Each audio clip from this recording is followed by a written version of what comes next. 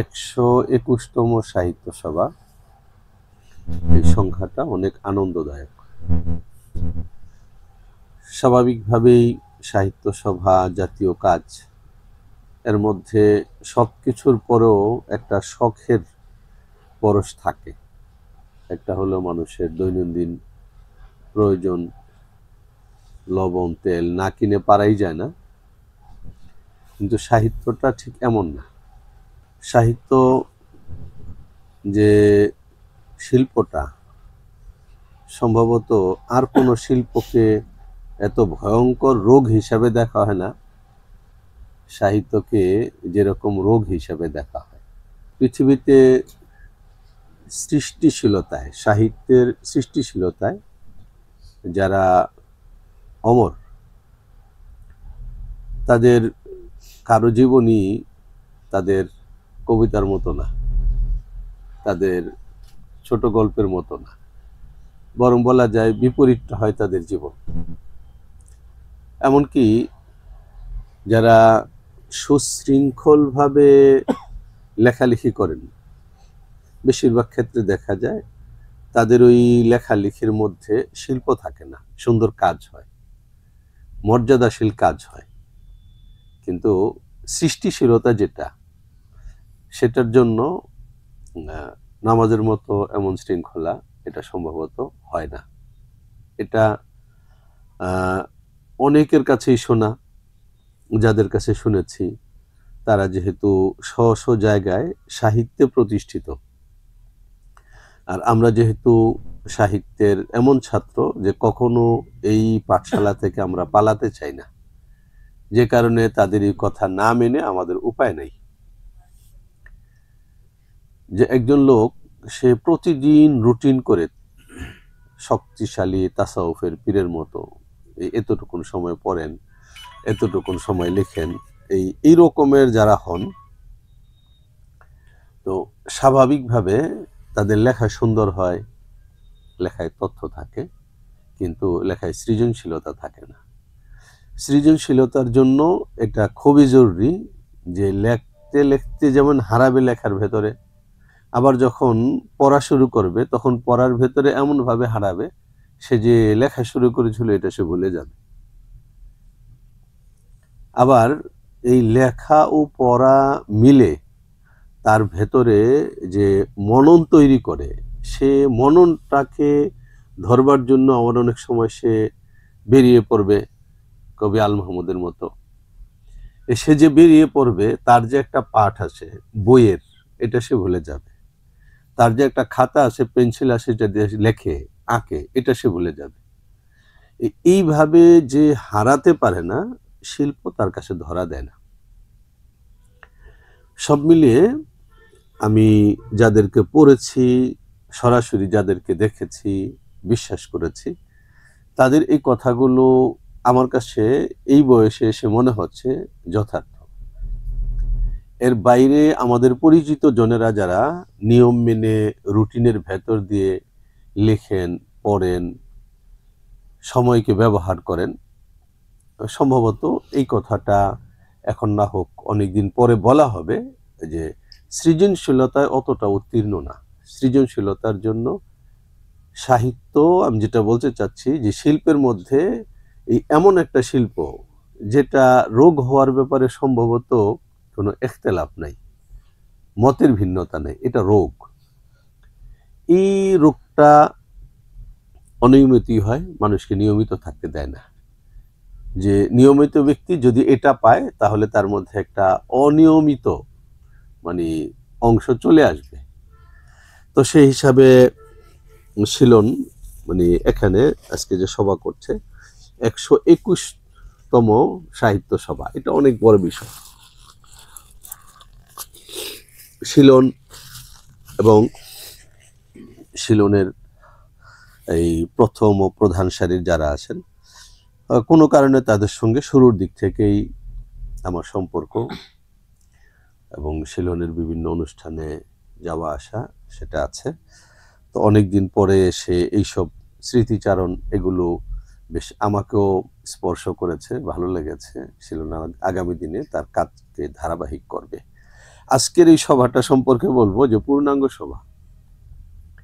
এখানে প্রবন্ধ হয়েছে, এখানে ছড়া হয়েছে, কবিতা হয়েছে, জাকারিয়ার একটা চমৎকার গদ্য যেটা পড়ছিল একেবারে শেষের কয়েক লাইন আমি এসে পেয়েছি। শব্দ, বাক্য এবং বিশেষ করে দাড়ি কমা সহজে উচ্চারণ, সেটা আমার কাছে খুবই ভালো লেগেছে। এই সময়ের লেখালেখির মধ্যে জ্যোতি চিহ্নের ব্যবহার একটা জটিল অবস্থা ধারণ করেছে, যেটা সম্ভবত একজন ব্যক্তি কি চিন্তা করছে, কি ভাবছে, ওই জায়গাটা তার কাছে স্পষ্ট হওয়া না হওয়া, এটা অনেক সময় নির্দেশ করে তার জ্যোতি চিহ্ন যথাযথ ব্যবহার হচ্ছে কিনা। যে শব্দগুলো সে ব্যবহার করলো, এই শব্দগুলো সে ঠিকঠাক মতো বুঝে কিনা। আমাদের দিন মোহাম্মদ স্যার বলতেন যে আপনাদের পক্ষে সঠিক ভাষা চর্চা করা সম্ভব, যেটা ইউনিভার্সিটি ছেলেদের পক্ষে সম্ভব না। উদাহরণ দিয়ে বলতেন যে কোন শব্দটা মাসদার হয়ে কোনটা ইসম, আবার কোনটা ইসমে ফাইল। বাক্যের গড়নটার মধ্যে শব্দটাকে বসানোর জন্য এই বিষয়টা চিহ্নিত হওয়া জরুরি। কোনটা সমাপিকা হচ্ছে, কোনটা অসমাপিকা হচ্ছে, এটা এই শব্দের ভেতরে আছে। তো এই যে আমরা মাসদারকে বুঝতে ভুল করি না, দারিদ্র বলে আবার তাও দেই সঙ্গে, এই যে বিষয়গুলো আছে, এটা কিন্তু ওই কাব্যের কারণে এই জায়গার মধ্যে বৈধ হয় না। কাব্যের কারণে সাধু চলতি সেটার মিশ্রণ বৈধ হবে, কিন্তু ভুল শব্দের প্রয়োগ এটা কিন্তু বৈধ হবে না। আমি প্রয়োজনে এক ভাষার কবিতার মধ্যে আরো 10 ভাষা চষে নানা রকমের শব্দ নিয়ে আসতে পারবো, কিন্তু শব্দটা ওই জায়গায় পারফেক্ট হতে হবে। তো এরপরে আমাদের জিয়াউল আশরাফ সমালোচনা করেছেন। তো সমালোচনার জন্য মানে যে একটা নির্মমতা থাকতেই হয় না, তো জিয়া সেটা ছাড়েন নাই। এটা সাহিত্য সভা কেন চাই? সাহিত্য সবার জন্য যদি সব গুণ বাদ দিয়ে একটি মাত্র গুণকে রাখার পারমিশন দেওয়া হয়, তাহলে এটা থাকতে হবে, নির্মমতা থাকতে হবে। যে যদি কোনো ব্যক্তি নির্মমভাবে কথা বলতে না পারেন, তাহলে এই সাহিত্য সমালোচনার ভেতর দিয়ে আমি এগিয়ে যেতে পারবো না। এগিয়ে যাওয়ার জন্য খুব নির্মমভাবে আক্রমণ করতে হয়।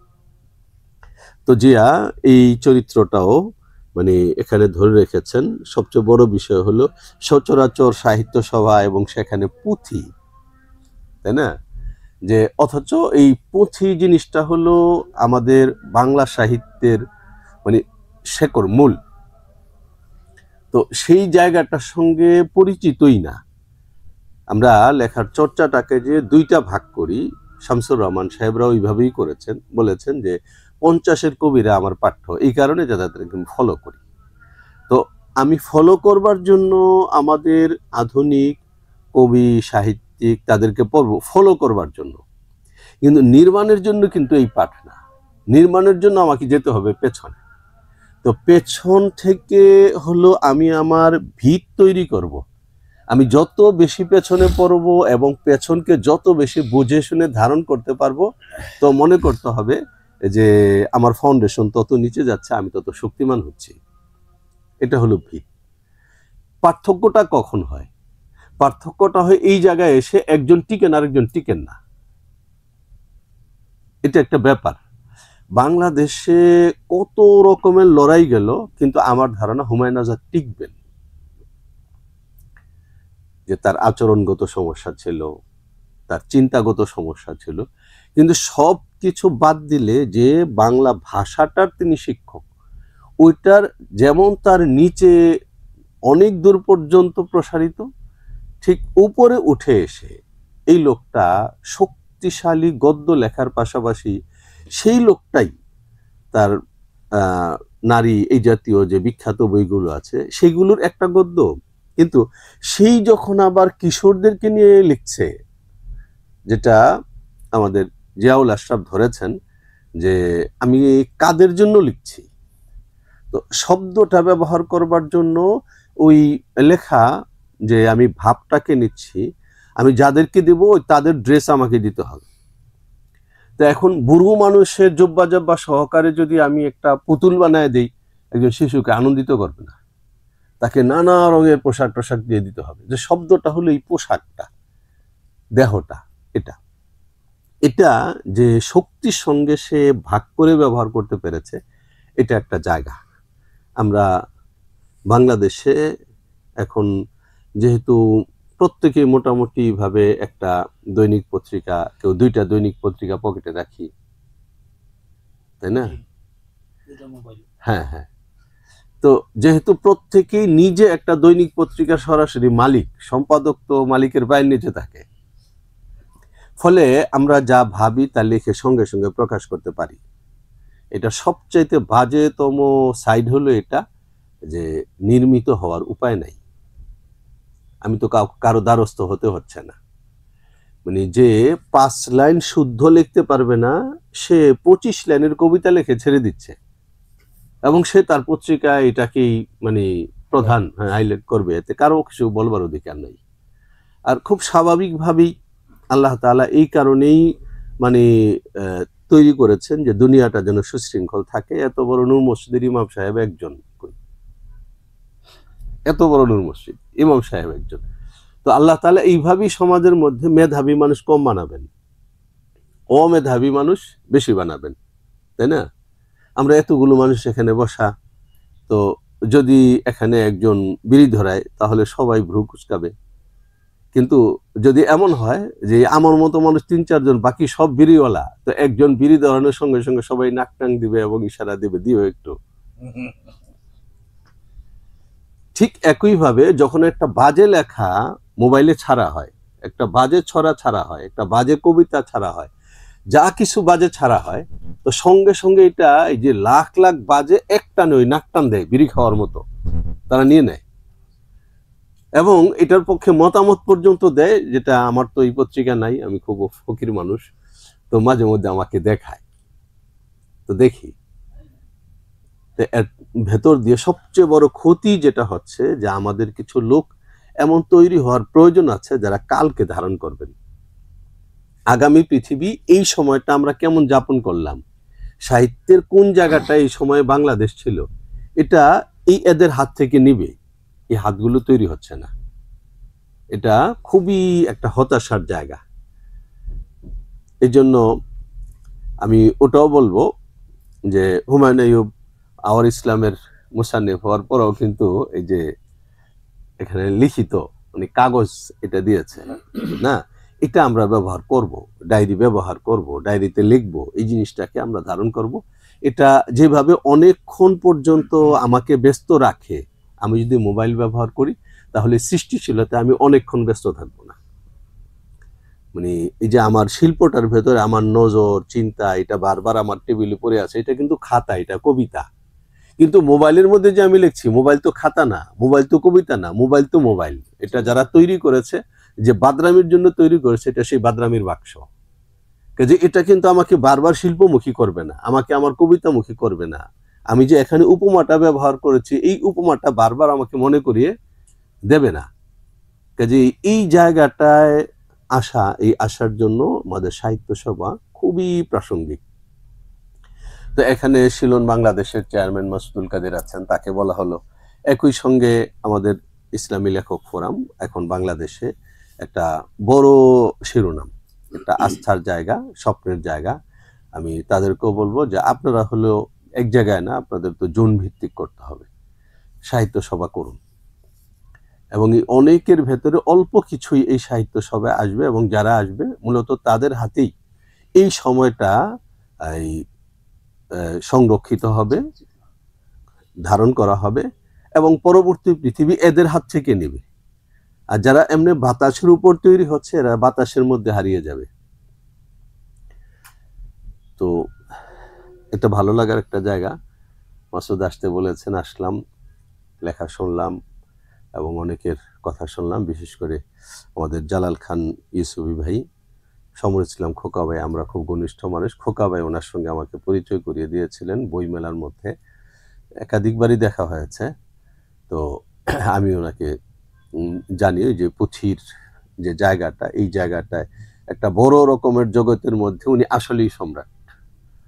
তো সেই সম্রাট হিসাবে অনেকেই ওনাকে অনেক শ্রদ্ধা করে। ওনার কণ্ঠে যে সরাসরি পুঁথি যেভাবে পড়তে হয় সেভাবে তিনি পড়েছেন, আমরা সেভাবে শুনবার সুযোগ পেলাম। সবাইকে অনেক অনেক ধন্যবাদ।